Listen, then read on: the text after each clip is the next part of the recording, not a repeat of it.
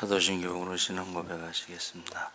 전능하사 천지를 만드신 하나님 아버지를 내가 믿사오며 그 외아들 우리 주 예수 그리스도를 믿사오니 이는 성령으로 잉태하사 동정녀 마리아에게 나시고 본디오 빌라도에게 고난을 받으사 십자가에 못 박혀 죽으시고 장사한 지 사흘 만에 죽은 자 가운데서 다시 살아나시며 하늘에 오르사 전능하신 하나님 우편에 앉아 계시다가 저희로서 산 자와 죽은 자를 심판하러 오시리라. 성령을 믿사오며 거룩한 공예와 성도가 서로 교통하는 것과 죄를 사하여 주시는 것과 몸이 다히 사는 것과 영원히 사는 것을 믿사옵나이다. 아멘. 찬송가 70장 찬송하시겠습니다.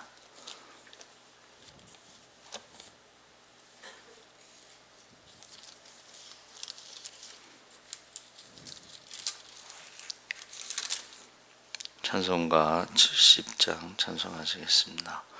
피난처에 있으니 환난을 당한 자 이리 오라. 땅들이 변하고 물결이 일어나 산 위에 넘치네 두렵잖네. 이방이 떠들고 나라들 모여서 진동하나. 우리 주 목소리 한 번만 바라면 천하의 모든 것 하겠네. 만유주 하나님 우리를 도우니 피난처요. 세상의 난리를 그치게 하시니 세상의 창검이 쓸데없네. 높으신 하나님 우리를 구하니 할렐루야. 괴로움이 심하고 환난이 극하나 피난처 되시는 주 하나님. 아멘. 하나님 말씀은 시편 91편 1절에서 3절까지 14절에서 16절까지 보겠습니다. 구약성경 870쪽에 있습니다.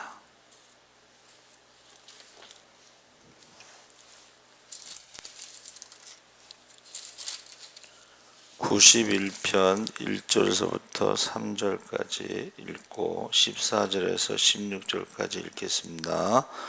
지존자의 은밀한 곳에 거주하며 전능자의 그늘 아래에 사는 자여, 나는 여호와를 향하여 말하기를 그는 나의 피난처요 나의 요새요 내가 의뢰하는 하나님이라 하리니 이는 그가 너를 새 사냥꾼의 올무에서와 심한 전염병에서 건지실 것임이로다.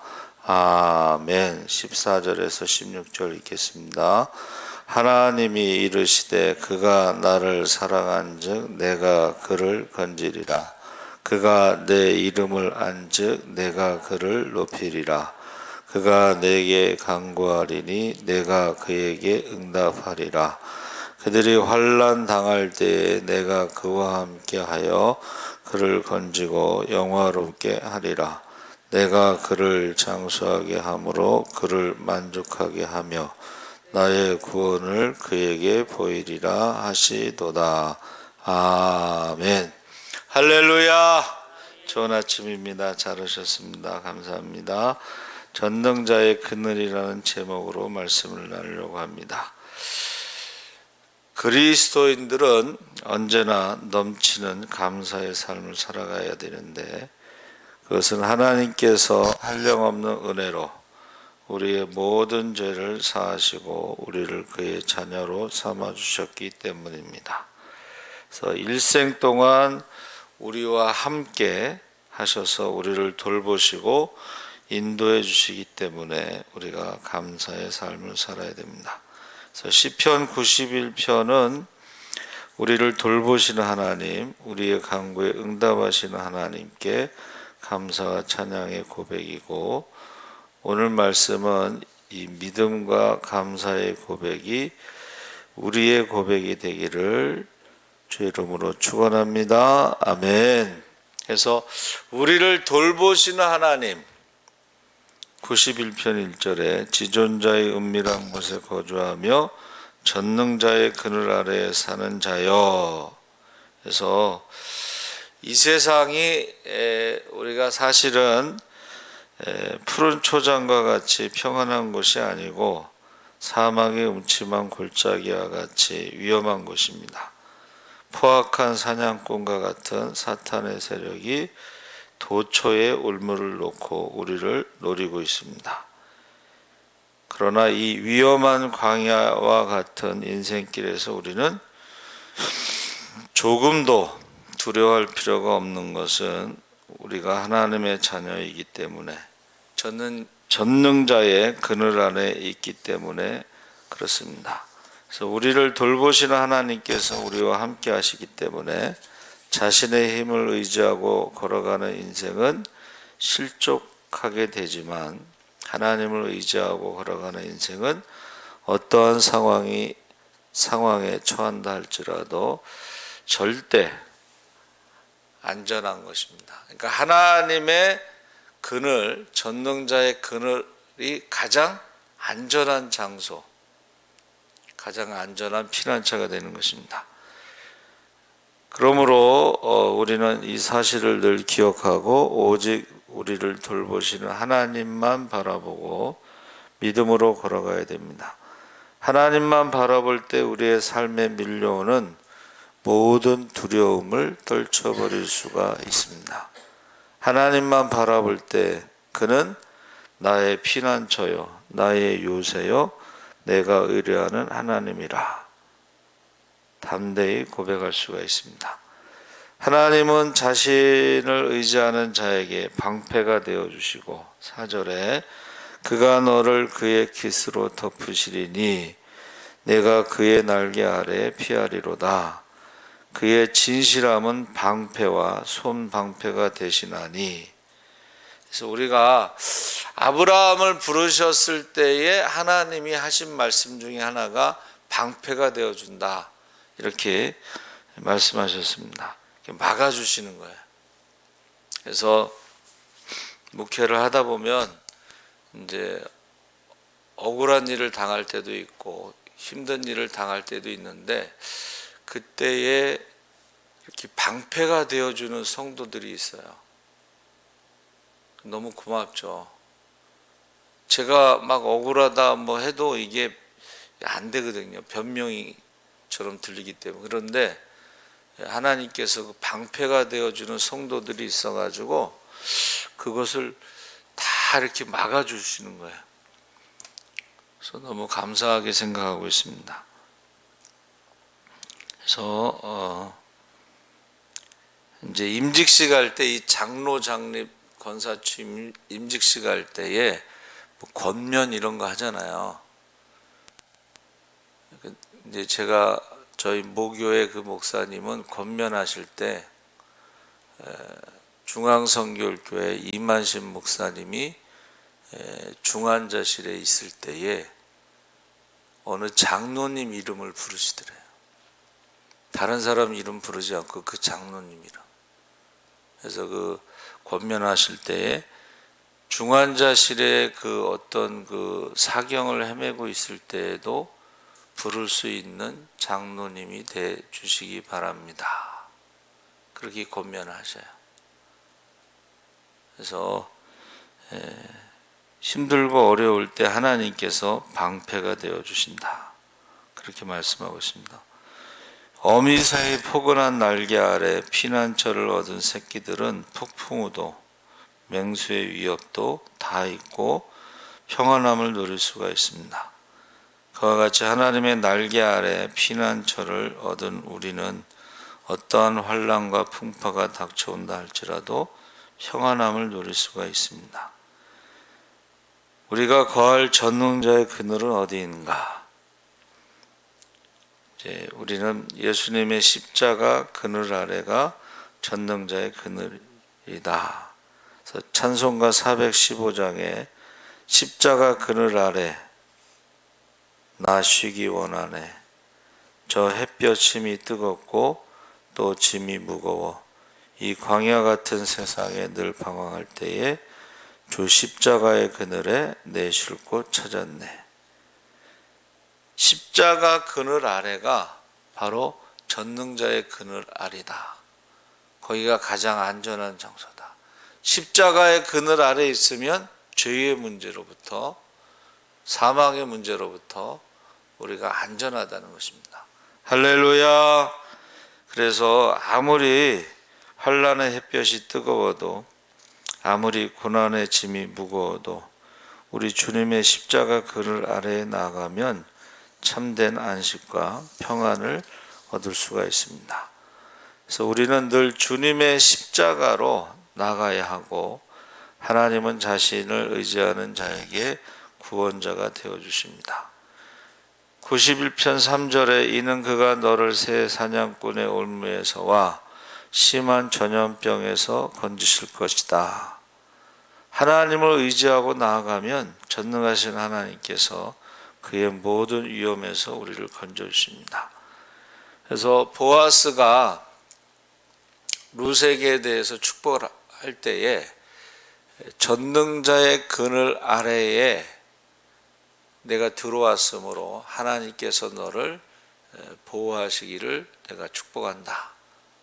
전능자의 그늘 아래에 온 사람은 하나님이 책임지신다는 것을 말씀하고 있습니다. 우리는 언제나 우리를 돌보시는 하나님을 믿고 감사로 나아가시기 바랍니다. 아멘. 그래서 우리가 청교도들의 그 감사는요, 65일간의 항해 끝에 미국 북동부 플리머스에 도착했고 첫 해 겨울에 추위와 질병 그리고 영양실조 등으로 절반 가까이 죽었어요. 65명이 왔는데 그 중에 절반 이상이 죽었어요. 그리고 1년 후에 수학을 했을 때 그들은 하나님 앞에 감사 예배를 드렸는데 그게 추수감사의 유래가 되죠. 그래서 우리는 65명 중에 절반 이상이 죽었다고 생각하지 않고 그래도 절반 정도는 살아남았다. 생각이 좀 다른 거죠. 죽었다는 것에 초점을 맞추는 게 아니고 살아남았다는 것에 대해서 감사를 하는 것입니다. 그래서 비슷한 이야기들이 이제 전쟁에 나가서 아들이 2명이 죽었는데 죽었다는 것에 초점을 맞추지 않고 그래도 3명은 살았다라는 것에 초점을 맞춰서 감사를 하는 것입니다. 여러분 터키 지진 2번 났는데 거기 산모는 죽었어요. 근데 아기는 탯줄에 연결된 아기가 살아서 기적이다. 남매가 17시간에 그 건물 더미에 이렇게 시멘트 더미에 눌려서 이렇게 남매가 17시간 동안 거기 있었다고 그래요. 기적은 계속된다. 그러니까 우리가 죽은 사람에 대해서 말하는 게 아니라 살아남은 사람, 그 탯줄이 연결된 태아가 살아있다는 것은 참 어떻게 보면 감동을 주죠. 지금 거기요 땅이 얼어서 얼었는데 손으로 지금 이렇게 파고 있대요. 우리나라의 구조대가 거기 도착했다고 그러는데, 가만히 생각해 보니까 이게 지구촌에 곳곳에 이제 이런 지진이 일어나고 재앙이 일어날 때에 그 나라의 힘으로만 구조하기가 힘드니까 전 세계에서 구조대를 보내는 거죠. 구조 장비가 없어서 손으로 파고 있다니까. 그리고 이제 원래 지진 세금을 24년 동안 지진 세금을 모았는데 그거 다 어디로 갔냐? 또 건물이 다 무너진 것은 불법 건축물이 전부 내진 설계를 하지 않고 불법 건축물이다, 이제 그런 얘기가 나오고 있습니다. 하여튼 그 가운데서도 우리가 살아남은 자에 대한 감사가 있다 하는 것을 우리가 알 수가 있습니다. 그래서 이 세상을 살아가는 동안 언제나 넘치는 감사의 삶을 살아가게 하옵소서 하고 우리는 감사의 기도를 해야 되는 것입니다. 시편 91편 14절에 유일한 감사와 사랑의 대상이 하나님이 이르시되 그가 나를 사랑한즉 내가 그를 건지리라. 그가 내 이름을 안즉 내가 그를 높이리라. 사랑한다는 말은 가까이 있다, 이런 뜻입니다. 그래서 주님은 우리가 사랑하기 때문에, 주님이 우리를 사랑하시기 때문에 가까이 있는 것입니다. 그것은 마치 포도나무가 가지에 이렇게 연결되어 있는 것처럼 우리가 전적으로 하나님을 믿고 의지할 때에 요한복음 15장 5절에 나는 포도나무에 너희는 가지라. 그가 내 안에 내가 그 안에 거하면 사람이 열매를 많이 맺나니 나를 떠나서는 너희가 아무것도 할 수 없음이라. 그래서 다윗은 뭐라고 고백했어요? 기가 막힐 웅덩이와 수렁으로 가득했을 때, 하나님을 사랑하고 하나님만 의지했을 때 하나님께서 언제나 그를 위험에서 건져주셨다. 이 표현이 기가 막힐 웅덩이, 기가 막힐 수렁, 그것이 곳곳에 있다는 거예요. 다윗의 인생에 있어서 곳곳에 있었는데 하나님을 사랑하고 의지했을 때 언제나 건져주셨다. 그래서 자신의 지난 세월을 되돌아보면 다윗은 하나님을 향한 자신의 뜨거운 사랑을 이렇게 고백합니다. 나의 힘이신 여호와여, 내가 주를 사랑하나이다. 시편 18편 1절 말씀입니다.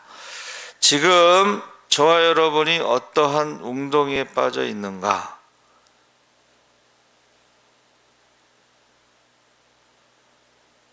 두려워하지 말고 그 웅덩이에서 건지시는 하나님을 바라보시기 바랍니다. 아멘. 그래서 저도 지금 깊은 웅덩이에 빠진 느낌인데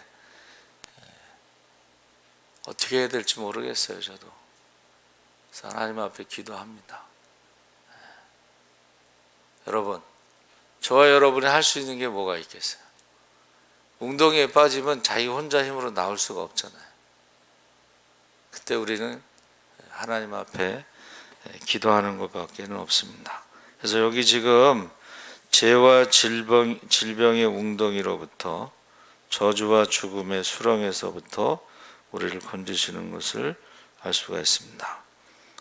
예수님께서 내 마음을 다하고 목숨을 다하고 뜻을 다하여 주 너의 하나님을 사랑하라. 그래서 우리의 유일한 감사와 사랑의 대상은 하나님 한 분이시다. 하나님을 사랑하고 순종할 때 하나님께서 축복해 주신다고 말씀하셨습니다.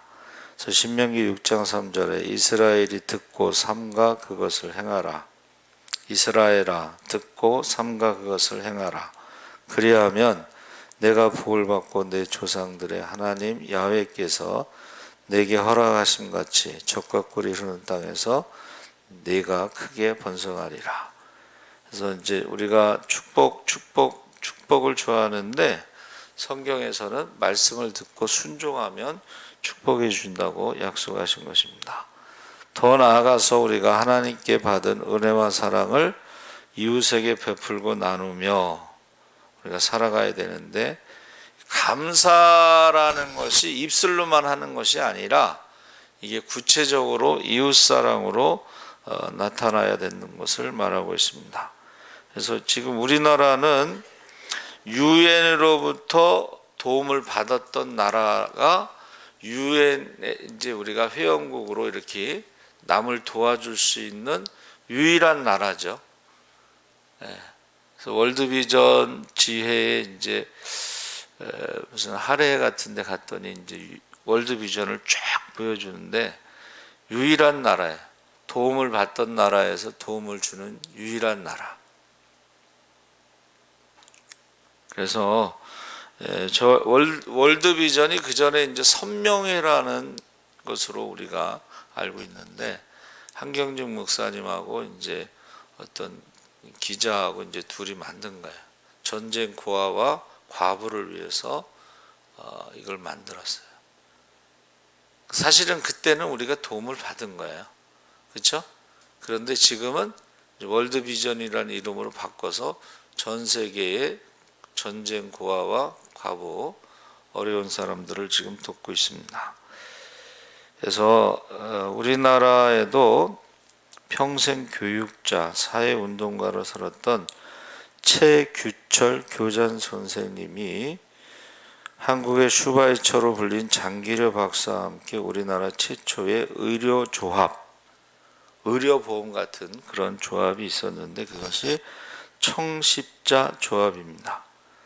근데 그 할아버지가 E.T. 할아버지라고 별명을 가지고 있는데, 최규철 교장 선생님이 자동차 폭발 사고로 전신 50%의 3도 화상을 입었고 겨우 목숨을 건졌습니다. 근데 귀를 잃어버리고 한쪽 눈이 멀고 녹아내린 손은 갈퀴처럼 되고 30차례에 걸쳐 수술을 했고 2년간 자신을 간호하다 몸이 쇠약해져 세상을 떠난 아내의 죽음 앞에 그가 절망에 빠졌습니다. 그러나 하나님을 원망스러워하면서 죽고 싶다는 생각이 들 때도 있었지만 죽음 대신 감사를 선택해서 이런 모습으로 나를 살리신 하나님의 뜻이 분명히 있을 것이다 하고 아멘으로 순종하고 감사하자. 그 후 모든 것에 감사하기 시작했는데, 하나님, 비록 귀는 다 타버렸지만 소리를 듣는데 지장이 없고 한겨울 추운 날에도 귀가 시리지 않으니 감사합니다. 귀가 없어서 추운 날에 귀가 시리지 않아서 감사합니다. 피고름이 나던 머리에서 새 머리카락이 나오게 해주셔서 감사합니다. 귀도 없는 일그러진 얼굴을 그 머리카락들이 조금이라도 가려주니 감사합니다. 한쪽 눈은 실명했지만 남은 한 눈으로 세상을 볼 수 있게 해주셔서 감사합니다. 입술이 없어졌지만 하나님의 사랑과 진리를 전할 수 있게 해주시니 감사합니다. 없어진 것에 대해서 불평하는 것이 아니고 남아있는 것에 대해서 계속 감사하는 동안에 회복이 돼서 일평생 이웃을 위해 사랑의 삶을 살았고, 그 청십자 조합을 계속하고 사랑의 장기 기증 본부 최규철 장로님이 만드셔서 활동했고, 매년 자원봉사자들을 데리고 소록도로 가서 한센병 환자들을 목욕시키고 빨래도 해주고 말동무가 되어주고, 도시 아이들을 위해 투밀리 자연학교를 세우고 고난 중에도 감사함을 통해 수많은 사람들에게 사랑과 소망을 전하는 삶을 살았던 것입니다. 그래서 하나님께서는 하나님을 사랑하는 자를 환난 가운데 건질 뿐만 아니라 하나님의 이름을 아는 자를 높이시고, 그래서 다윗이 소년이었지만 하나님의 이름을 의지해서 골리앗을 넘어뜨렸죠. 하나님은 자신의 이름을 높이고 자신을 의지하는 자에게 승리를 주실 줄 믿습니다. 그러니까 우리가 하나님 앞에 이 시편 91편이 참 좋습니다. 내용이 시편 91편 15절에 그가 내게 간구하리니 내가 그에게 응답하리라. 환난 당할 때에 내가 그와 함께하여 그를 건지고 영화롭게 하리라. 그래서 하나님은 좋으신 하나님, 우리의 기도에 응답하시는 하나님, 모든 환난에서 건져주시는 하나님. 할렐루야. 그래서 요한복음 16장 24절에 지금까지는 너희가 내 이름으로 아무것도 구하지 아니하였으나 구하라. 그리하면 받으리니 너희 기쁨이 충만하리라. 늘 주님 앞에 엎드려 주의 도우심을 바라며 특별히 환난 날에 엎드려 간구하시기 바랍니다. 시편 50편 15절에 환난 날에 나를 부르라. 내가 너를 건지리니 네가 나를 영화롭게 하리라. 어디서 많이 들어왔죠? 오산이 기도원에 가면 이게 있습니다. 열왕기하 20장 1절 7절에도 히스기야가 죽을 병에 걸렸을 때 낯을 벽을 향하여 눈물로 간구할 때에 하나님께서 15년 생명을 연장시켜 주셨습니다. 예레미야 33장 3절에 너는 내게 부르짖으라. 내가 내게 응답하겠고 내가 알지 못하는 크고 은밀한 일을 내게 보이리라. 요한복음 14장 14절에 내 이름으로 무엇이든지 내게 구하면 내가 행하리라. 그래서 우리가요 예수의 이름으로 믿고 구하면 응답하실 줄 믿습니다. 아멘. 그래서 우리가 이 구하다 91편 3절에 새 사냥꾼의 올무에서와 극한 연병에서 건지실 것이다. 이 건지다라는 것이 이제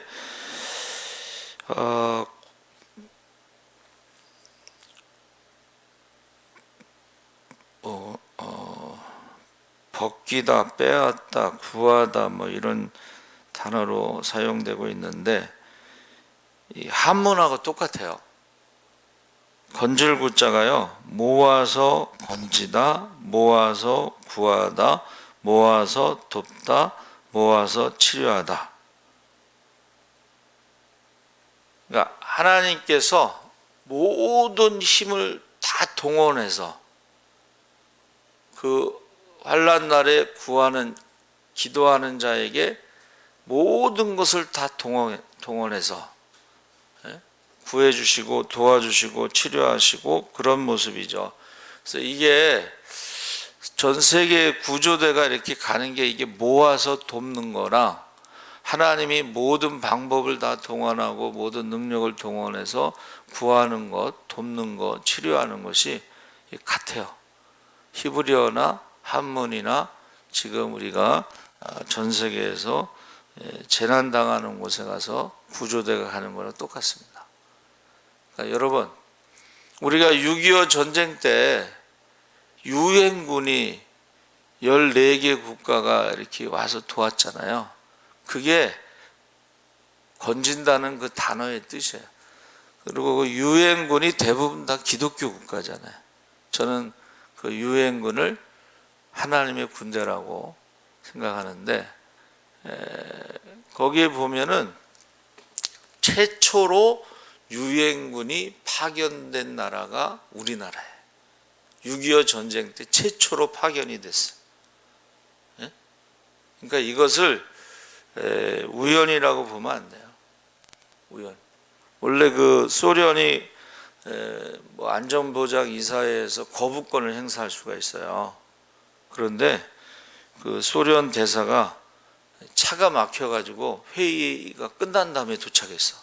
안전보장 이사회에서 유엔군을 파견하기로 결정된 다음에 도착한 거예요. 만약에 그 소련 그 대표가 일찍 도착했으면 유엔군이 파견될 수가 없어요. 근데 이거를 우연이라고 볼 수가 없습니다, 여러분.